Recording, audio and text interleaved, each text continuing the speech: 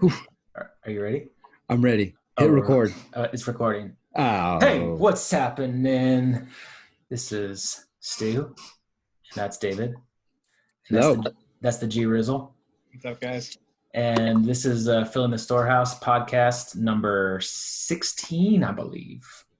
16. 16. Unless it really is not that good, and then we're gonna cut it, and it might not be 16 anymore. Yeah, we're going to be like, Well, people paying attention is going to be like, show 15, and then the next show 17. And only Garrett, you and I will know. right. Or everybody that's listening to this, because we don't edit any of it. That's true. So we have Garrett Mitchell on tonight, and this is the first time I've seen Garrett Mitchell without a beard of some sort, and he's looking very cleanly shaven. The last time I saw him, we were throwing a little fly fishing action on the river in Bozeman, Montana, and I was catching way more fish than anybody. That's not how I remember it. No, seriously, like I was crushing it, like I would just like throw it out and like immediately catch a fish. And then you guys were like, "What are you doing, Stu? How are you catching all this fish?" I'm like, it's the secret that I can't I really remember you catching something, pulling your line back and not having anything on the end, saying it was a big fish. And flies, for those of you that aren't fly fishermen out there, cost about $2-ish a pop. And I think Stu invested approximately $350 in 2 days. Yeah, I was gonna. Flies. I remember him throwing my flies in the water. That's the thing I remember most, man. That's why they call it. That's why they call it fishing. That's why they call it fishing, boys. I got some work to do. I'm not gonna lie. Well, so we have Garrett on with us, and we talked about Garrett early on in our podcast. Our hope was to get him on early on, and because honestly, he's truly one of the primary reasons why we were able to get our start in this business. And I know we're going to dive a lot more into that.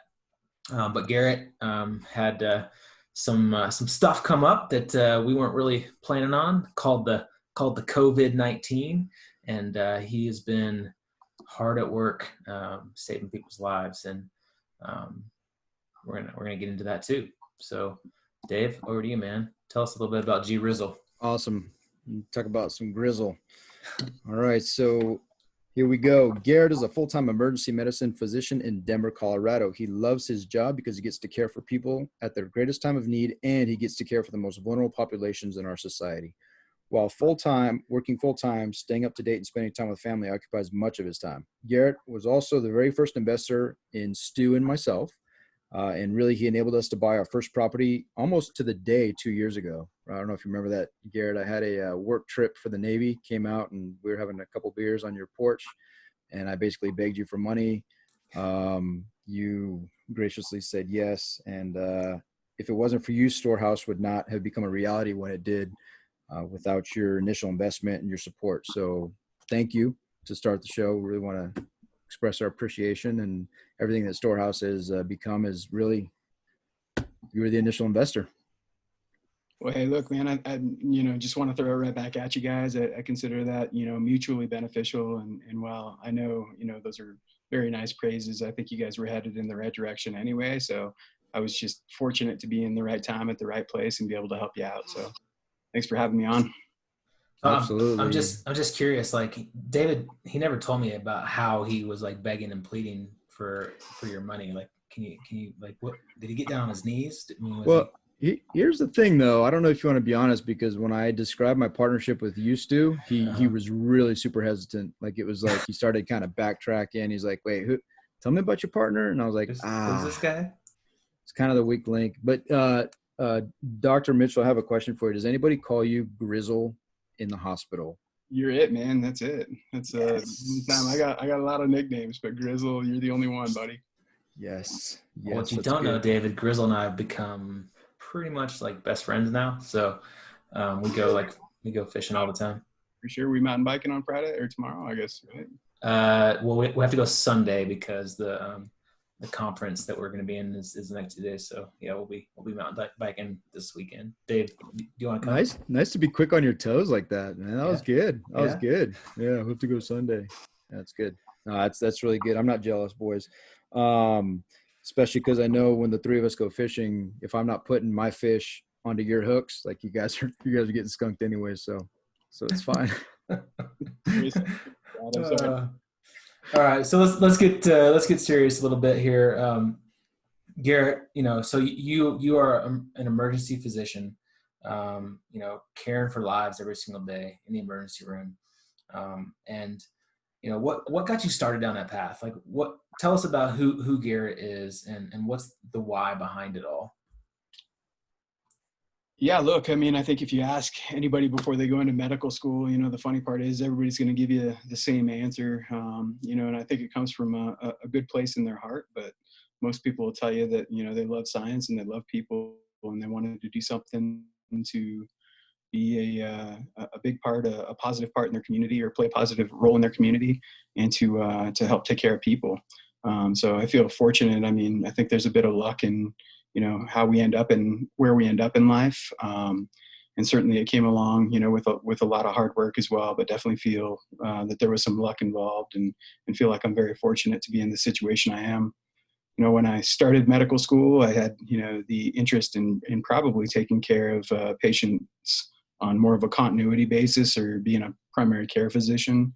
Ultimately, I don't think that was, the right decision for me. And so I ended up choosing a career in emergency medicine, which I'm about 7 years out of residency now, after having a few years off in between undergrad and medical school. So, yeah, so that's where I'm at now. So about 7 years out and kind of working hard and practicing full time as an emergency physician in Denver. So. So doctor full time and Dave talked about you investing with us and investing in real estate, and so kind of how does the real estate fit in to this big picture of yours and fit into this why with you doing medicine? Yeah, I never plan on quitting medicine. I think it's something that really drives me, and it's a passion of mine. I don't think my identity is wrapped up. I don't really consider my identity to be a doctor. I definitely feel like my identity is more wrapped up in being a father and a husband. But it's certainly something that I'm proud of and love my job very much. It's a challenge, right? So it's a full-time job and definitely takes a lot of time, which is why I've been a bit slow to get up to where I'd like to be. But it's certainly something that I'd like to do more and more of over the next few years, to free up a little bit more of my time so that I have a little bit more control over that time, so that I can do things like volunteer in my community and give back, to family and friends that help support me through the years and really kind of get back to the foundation of why I went into medicine. And that's really to kind of take care of people, if that makes sense. So. Yeah, there's a couple points there that you made. So when you say give back to friends and family, is that like to give a significant loan to Storehouse 310 at a very, very low interest rate? Is that kind of what you're thinking about, or what are some of your thoughts? Or maybe just buy like a bunch of inventory? Like what do you mean by that? Dude, he just finds a way to slip it in no matter what. Absolutely, man. That's been part of it. Like a low interest rate, like Almost negative, almost like what the mortgage is lending at right now. Yeah, like reverse mortgage. We should do a reverse mortgage with them. It's a really good deal. It's a great deal. I promise. I love it. Hey, if I was giving out loans for that cheap, you guys would be the top of my list. I'll tell you that. Yes. Another thing that you said that I love, and you and I have talked about this quite a bit, is we talked about your real estate journey. And one thing I didn't really mention is not only did you give us our first loan, but you bought a couple places from us originally. And, we've talked quite a bit about, exactly what you said, like buying that additional time, right? So like for Stu and I, it really boiled down to a full-time military career, and we're coming to the end of that career and looking for a way to create passive lines of income. And I think that, one thing that was awesome about all the conversations with you and your, pursuing the education to learn more about real estate is creating that time in that space. And for people like you in your profession, I think that's a huge point. And for a lot of our listeners, it boils down to defining that why and what you're trying to, build that time for. And what, when you're looking at your why, is that what it boils down to? Is time to be a dad, time to be a a husband and a friend, or are there other things that you've been looking at big picture that you wanted to do? All of the above. I'd love to, give time back as far as donating to my community and volunteering in my community, and, potentially trips overseas with some friends that have kind of established foundations across seas as far as medical trips and kind of mission-driven trips. So I'd certainly love to do some of that. But really, there's a huge need, right? We have a huge underserved population here, in the United States. And so certainly there's an opportunity to care for folks here. And so a big need to help do some of those things here at home. Hey, what a great skill set. And I feel kind of related to you in that way, because doctors are smart. You have a little bit more schooling than I do, but like when you say we relate on that high level of intellectual, next. Stu, are you seeing? I'm not connecting the two. Yeah. Next question. No, next question on that a little bit, please. No, I think we're good. You know what I'm saying, Garrett, and we're good to move on to the next question. And I think, that's a great segue when you talk about the skill sets. One thing that, and at the end here, I'm going to, one of our last questions, we're going to ask how people get in touch with you, but really what I want to make sure to emphasize, you are my personal doctor that I call you all the time. I feel so bad for Garrett. I send him pictures of things that he should never get pictures of. And I'm like, hey dude, should I be concerned about this? And, talk to him about my kids all the time. And, it's awesome to have a personal doctor. But that being said, anybody listening to this podcast, it has an opportunity, in this crazy time with the COVID and just from the medical perspective, could you kind of expound and help us to understand, what are some of the trends that you're seeing and what's keeping you up at night? Because I think there's a very direct correlation between, investing and moving forward and really what's going on with COVID. Yeah, I think that's important. So, first of all, I'd like to just want to say thanks to everybody. I know, David's reached out to me a number of times and just had an overwhelming response from friends and family with support, which has just been amazing. It's kind of reset, the patient physician relationship. I feel many years ago it used to be somewhat of a kind of a sacred relationship that existed between a patient and a physician. And I feel like that's been lost over some time. And I feel like over the past few months, there's been just a huge outpouring of support, and it's really kind of regenerated and kind of renewed that bond between a patient and their physician. So it's been kind of a cool thing to see. As far as COVID, man, it's crazy. 3 or 4 months ago, I certainly didn't think we'd be in this position at all.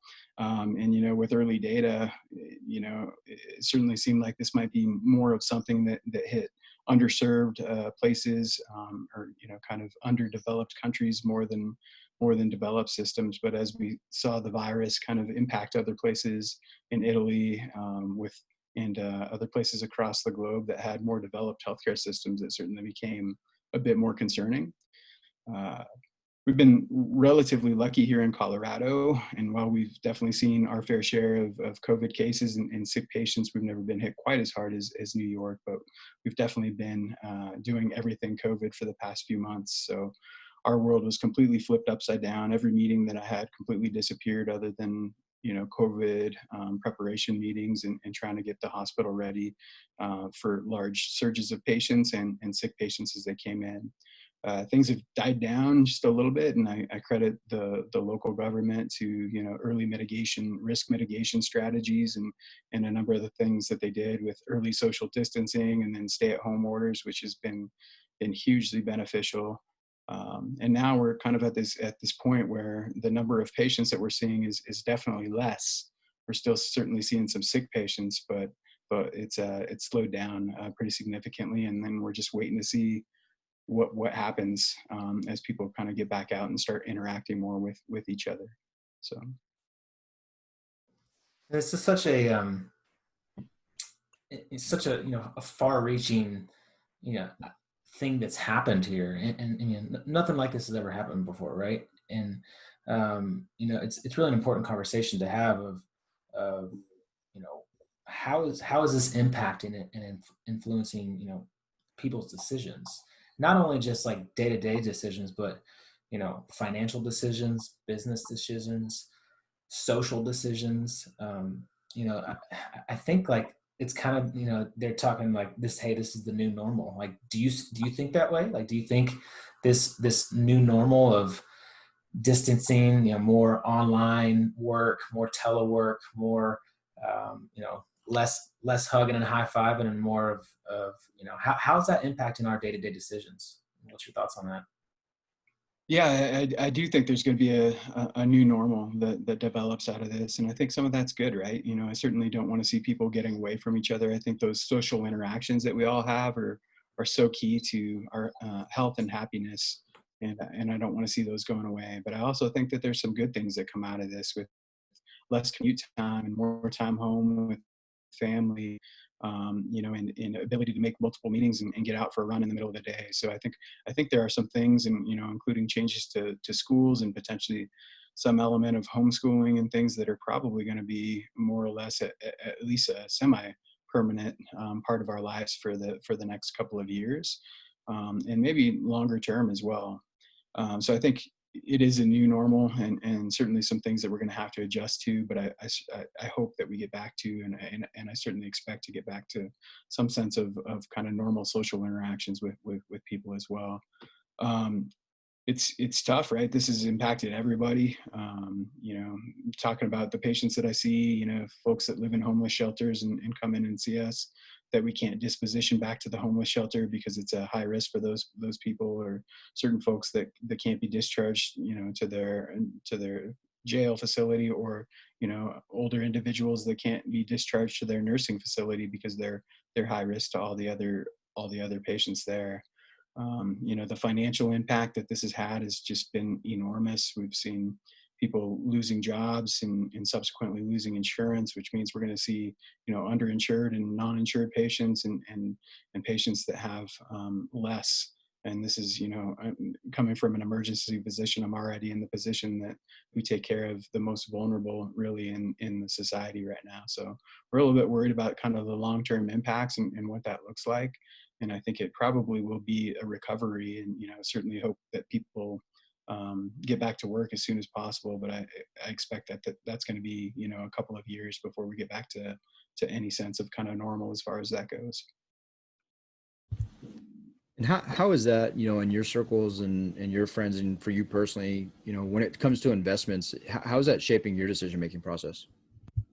You know, I don't think it does, right? I mean, I think unfortunately sometimes there are opportunities that come out of tragedies in life as well, and so we don't really know exactly what things are going to look like. And I think people are you know, not particularly scared to invest, and realize that there might even be some opportunity that comes out of this. Um, I will say that, you know, as I'm investing, it's certainly, you know, a big thing like this. Again, something like Stu said, we've never seen before.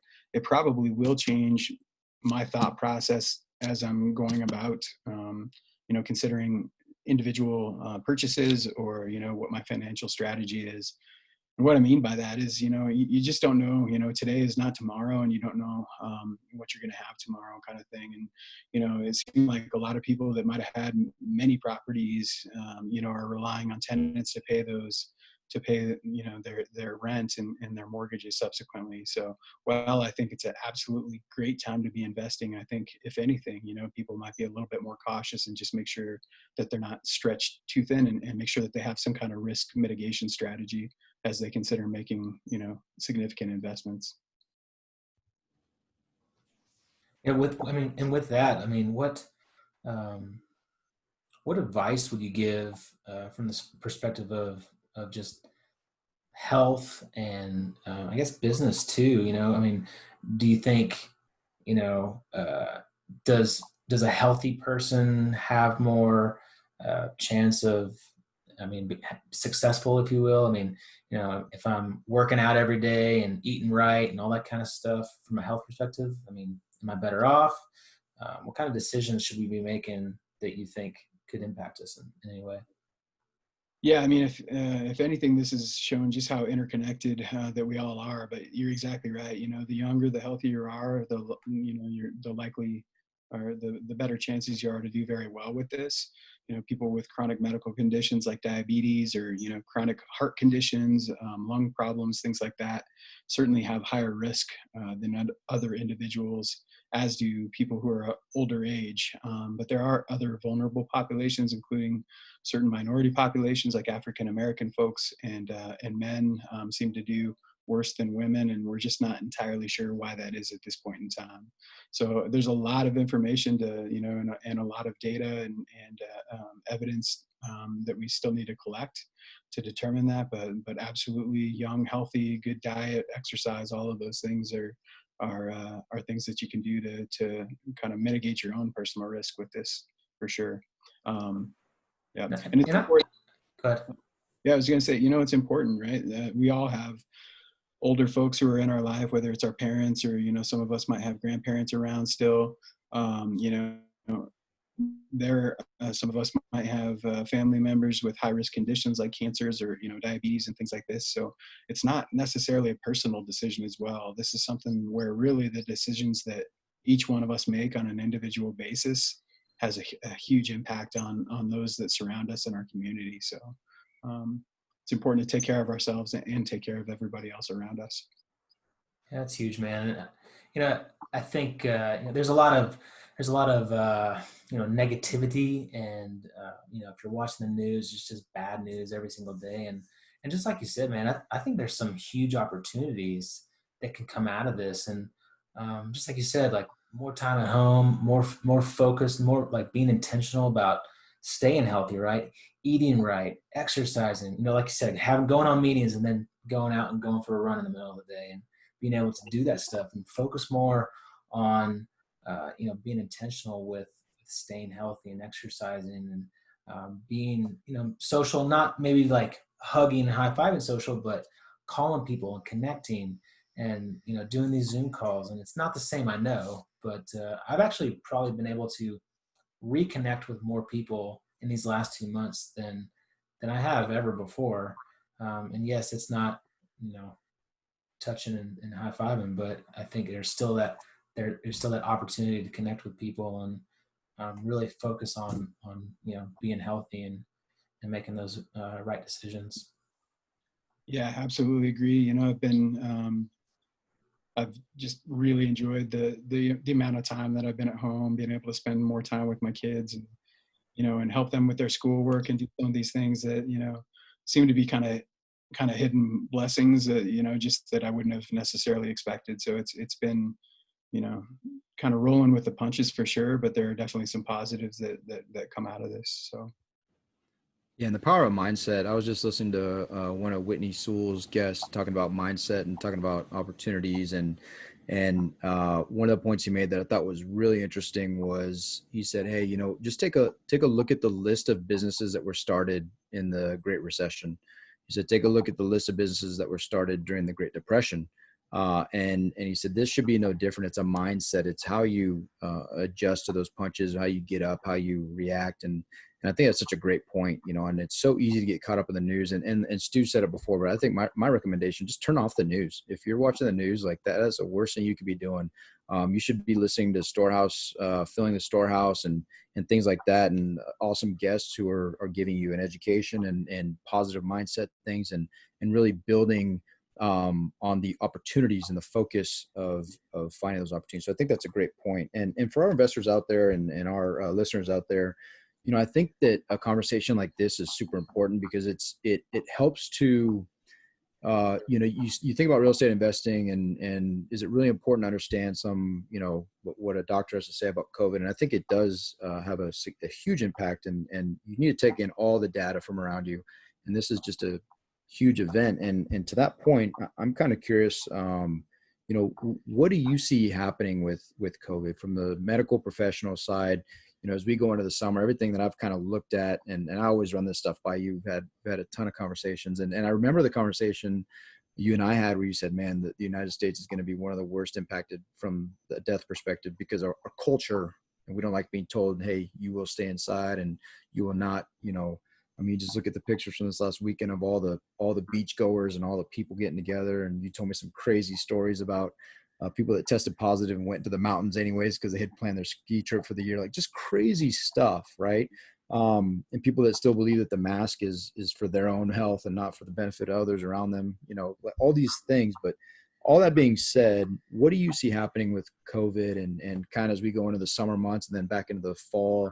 And just, I think it's super important to understand that. So as we make plans for investing, you kind of understand the layout of the environment.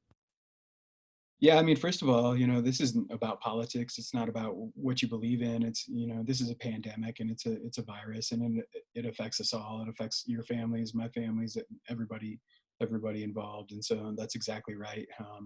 Unfortunately, unfortunately, we're all in this together, and there's an opportunity, I think, to kind of redevelop a sense of community and a sense of state and country, belonging to these sort of things, because we are awfully divided. So I totally agree about some of those things. As far as how things look and what's going to happen, man, it's so tough to predict. If you're talking about other viruses that can mutate quickly, like the coronavirus can, certain things like influenza, you can see that we have to vaccinate people on a year in, year out basis, just because the virus can diversify so quickly that we're never able to kind of capture, or at least with current technology, we're not able to make one vaccine that will treat all potential influenza infections moving forward. So we're waiting to see, as vaccines are being developed, if one vaccine will actually help protect people long term, if that will protect people for a year or two, and then we'll have to revaccinate, or if this will mutate so quickly and become kind of more of a seasonal thing, or if this is just a year-long thing that might just kind of fizzle out over time. I wish I could give you some better predictions, and I'm certainly optimistic and hopeful that we're going to have a vaccine here, and that there's going to be a big beneficial impact from having a vaccine around. I just can't say long term that's going to actually eradicate this particular illness, and in fact, I think it probably won't, and we're going to have to continue to think about strategies moving forward. So. Yeah, and I didn't expect you to necessarily have the solution, but I think one point you made. I was Yeah. I was expecting to have an answer tonight. Yeah. Drizzle, come on, man. Drizzle. Dropping off, guys. Yeah. All right, so we'll have to redo podcast episode 16. Yeah, this weekend. This one's out. This one's out. No, Cut. but I think you made a great point though, in that people need to be tracking and need to be aware, and they need to at least take it into consideration as we move forward, that it's going to be a part of our new norms, could be part of the environment. And as you're, whether it's if it's a high risk areas that you're potentially investing in, or if it's, a vulnerable population that you're, that's the area that you primarily diversify, all that stuff, it's at least worth the consideration and education. And, I think those are all, really good points. So thank you for that. Yeah. So not only was I expecting an answer from a medical, viewpoint, I'm also going to ask you, and we're way off, we're way off of our plan here, because I knew we were going to go that way. But so now I'm going to expect you to be an economist and tell me, there's all this talk of recession, right? This is going to be the next recession like it was in 2007, 2008. I can't tell you how many times I get asked from potential investors, like, hey, well, how are we impacted? What's going on with COVID? Should I be buying right now? And, just from a doctor's perspective, and I'm going to ask you to put on your economist hat. Do you think that COVID is the reason for any type of downturn in the economy? Do you think there is going to be a downturn in the economy or a recession? Is it truly because of this black swan event that something like that's going to happen, or is it just fear-based, or do you think nothing's going to happen at all and we're going to get back to normal pretty soon? That's a great question. Economists, go. Yeah, it's a great question, and I don't want to overstep. I certainly don't want to misrepresent myself as an expert in, the economy and things. And I certainly think even those experts would have trouble telling you exactly what's going to happen. What I would say is I think that people respond to uncertainty. And I think that's the big problem right now is there's just so much uncertainty.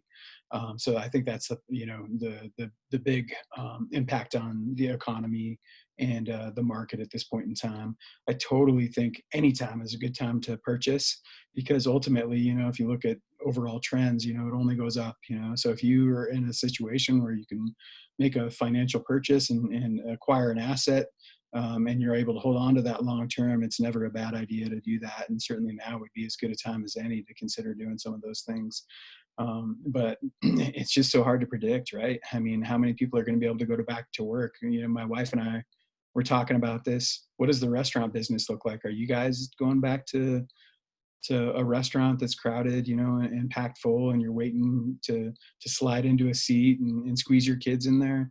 It probably will look different for us for at least, many months to a couple of years before we're back to kind of that normal type of behavior, just with some higher folks, that we have in the family and things like that, and trying to make sure that we're doing the right thing for them as well. So I think those things are all going to impact the economy. I do think, as we have some idea about vaccines, and as we get a better idea about testing, both with, the antigen, which is the test that you use when you're feeling sick, and then the antibody testing that tells who's been sick.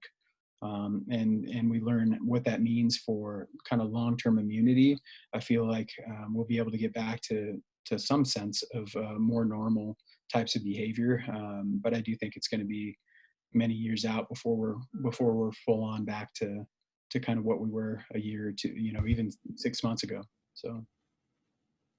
Yeah, no, that's crazy. That's and I think those are excellent insights, Garrett. And kind of changing gears, but in the same vein of that question, for you personally, what are your goals and what are the opportunities that you're seeking, and how does real estate investing kind of play into that that financial success and how you see your financial future?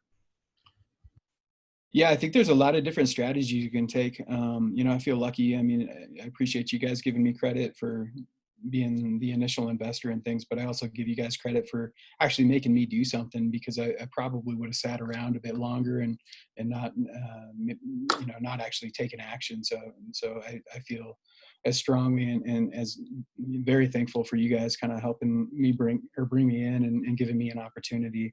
I definitely want to wrap it up, right? I've had a tough couple of months, with family illnesses and COVID and everything. And so I've been sidetracked for a little while now, but I'm really actively focused on identifying my goals and kind of more clearly lining that up over the next few months.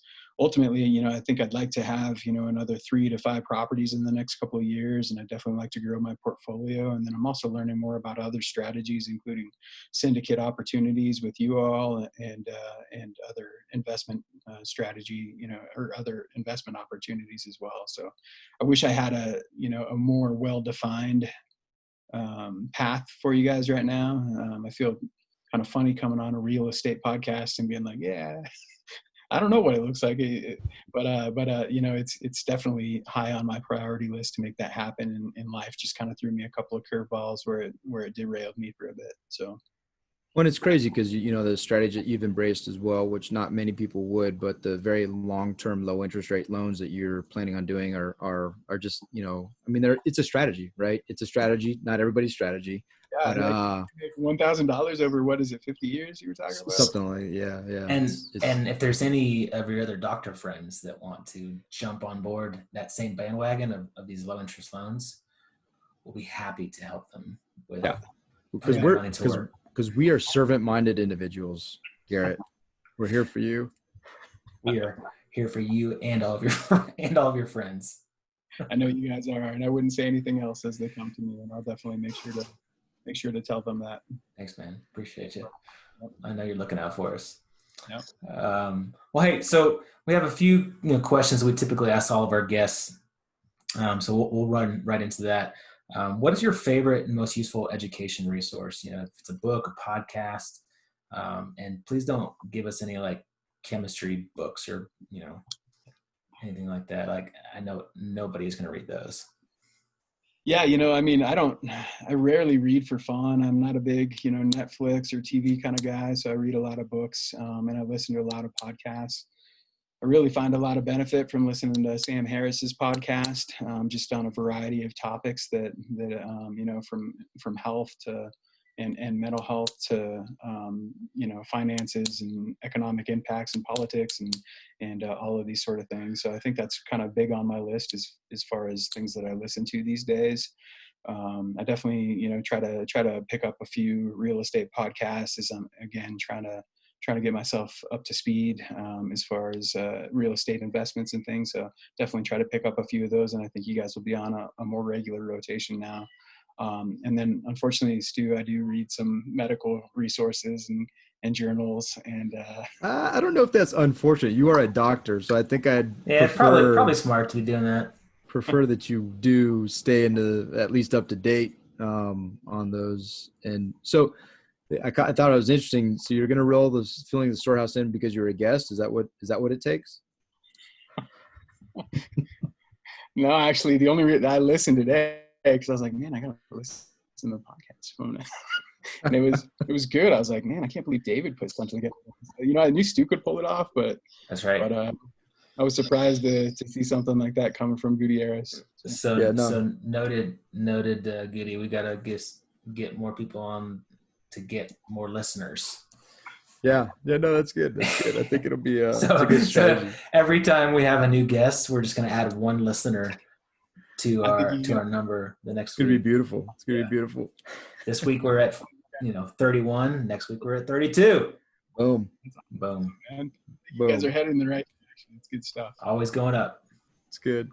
Well, I'll start to be concerned if we have an interview with somebody and then they're like, I'm not listening to this show. Yeah, if you get an unsubscribe tonight, that wasn't me.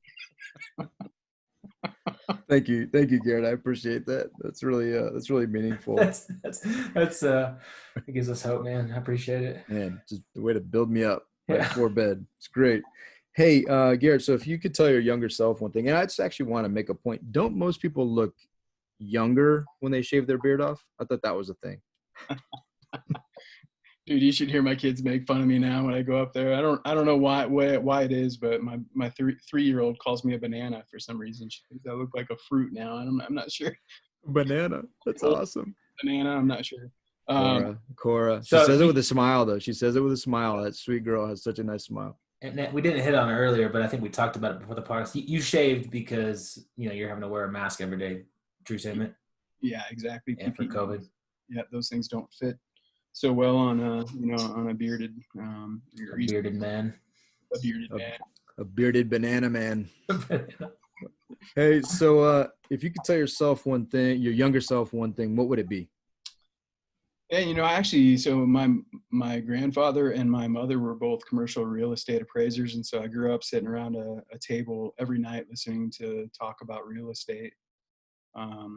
And it's funny because I never knew the difference between an asset and a liability. So honestly, just, shout out to Rich Dad, Poor Dad. If I would have recognized and realized that at a much earlier age, I probably would have made different decisions, from the time I was 18 and able to control any of my own money and things. So I wish I would have known that early, and certainly my kids will know that from a very young age. And I think that'll change the way that they grow up.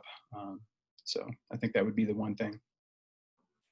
It kind of brings to mind, like, it's kind of a random question, but in your profession, like, doctor, let's get it right. Like, doctors, they can make a lot of money, right? But I've heard, and correct me if I'm wrong, that there are a lot of doctors that don't know that don't really know the difference between an asset and a liability, and they're incredibly smart people, and they make a ton of money, but they don't know how to manage it well, and they go buy lots of non-assets and stuff like that. I mean, do you see that a lot in your field, in your profession? Unfortunately, we spend so much time learning about the human body and disease and medications and things that we just don't get that type of education. So it's certainly something that maybe I missed, when my grandfather was, with the teaching opportunity with my grandfather at some point in time, but it is not, or at least was not when I was going through medical school or residency was not a formal part of that education. So it was certainly something I had to come to on my own. I see a future class, a line of income, something that we partner with you and you go educate, the future doctors, because it's important. All joking aside, like it's sad when you see folks that have significant amounts of income, whether it's professional athletes, doctors, whatever it is that you do, and they just blow it, and there's not a legacy mind, and really, I truly believe that a lot of people, just because they haven't been exposed to it, somebody hasn't told them, hey, think about it this way, maybe change your thought process, and the good that they can do in the world with that money, the good they could do for themselves, the legacies they can build. So I see a future mastermind of real estate doctors and all that good stuff. Some of those things do exist just over the past few years, things like White Coat Investor and a couple other similar things. But I think there's opportunity because you kind of have to find that on your own. It's not something that's generally provided for you. Yeah. Next business venture, let's do it. I mean, Goody and I talk all the time about, a part of our big mission and why is helping and teaching and educating those within our network. And, that's primarily military people. And, David, he's gone and talked to Naval Academy, students. And I've gone down to Colorado Springs to talk to the Air Force Academy students. And like, that's what fires me up is, getting in front of those younger, these younger kids and putting these ideas into their brain that we never had the opportunity to learn about. And, that's something that we could do with, doctors and dentists and get in front of them, medical school or something like that. Just like, I think just an hour course, like, hey, let's start thinking about this stuff. I mean, that's something to think about for sure. Yeah, that's huge. Good on you guys for doing that. Just a bit of advice, Stu, you might want to be the front man on those sort of things. Yeah. Concur. What do you mean by that, Garrett? I'm not really, I'm not tracking. Sorry, Dave, you're breaking up. Yeah, of course. Again, it's weird. We got this really strange connection. But I think the other side of that too, Garrett, and you hit it on it earlier in the conversation, when people have a sense of stability and financial freedom, and this is something that Stu and I are super passionate about, then they can go overseas and do the pro bono work and the free missions trips and like the, Doctors Without Borders and Samaritan's Purse folks. I mean, we've supported different doctors doing these kinds of things because it's such a, the things that come to mind, the docs that go overseas and all they do is cleft palates, things that are life-changing for people. And if you have a sense of financial freedom and independence because you have these other lines of income or whatever, you've made smart decisions, you can go literally change people's lives and you guys have the skills to do that. And that's just, how awesome would that be to be a part of that? Yeah, man, that's where I'd like to be, right? So even being 7 years out of residency, the amount of debt that we go through and time it takes to get there, it's a bit of a hole to dig out of. And so you're not really able to think about a lot of those things for a period of time. But yeah, those are, the huge benefit, right? And I don't ever expect to stop practicing as a doctor. It's a skill set that I'm, happy to have and would love to be able to give back, even if it's not, at some point for a paycheck. So do you do any like plastic surgery or pec work for, Stu is in some dire need? Actually, you could do some self stuff. Calf implants. Yeah. Awesome. Yeah. You guys are giving me some great ideas. Future businesses, man. We just want a small percentage. That's all. just like the percentage of those loans you're going to give us. Calves for everyone. Calves for all of our listeners. You use the special Storehouse code and call Garrett. You can get 10% off calves. It'll be great. We digress. So that being said, Garrett, when all of our listeners are interested in reaching out to you for a set of calves or potentially pecs, how can they reach you? And again, I want to provide a caveat. You are not anybody else's personal doctor. Like, that is reserved for me and the pictures that I send you. Yeah, that takes up most of my time, to be honest. Yeah, that's true. That's a full-time job. So, no, I think my email is the best. So it's it's Garrett.Mitchell, GARRETT.Mitchell, MITCHELL @gmail.com is probably the best way to get me. And I'm happy to respond to any questions. Yeah, no, you're super gracious with your time, man, and I know we've got our families are super tight, and we've got a great relationship. But man, you're a busy dude, and I'm just so grateful that you spent some time with us, and worked all last night, and coming off difficult shifts, and truly on the front lines. You and all those like you are true heroes, and we're just humbled to be your friend, and also just for the time that you've given us. So really appreciate it, buddy. No, right back at you guys. Thanks for your service, and just please be gracious when a couple of times throughout this interview I've not had anything to say, or my brain completely freezes after working overnight last night. So appreciate you guys having me on. It was a ton of fun. Oh, it's awesome. It's Yeah, awesome. man. We'll go get some rest. Again, thanks for coming on. Thanks for your service, and man, keep on helping those in need. Really appreciate you. Yeah, sounds good. All right, man. Well, everyone, hope you guys got something out of this. Hope you enjoy it. Please share it, like it, and most importantly, go fill your storehouse. Make it a great day. See you.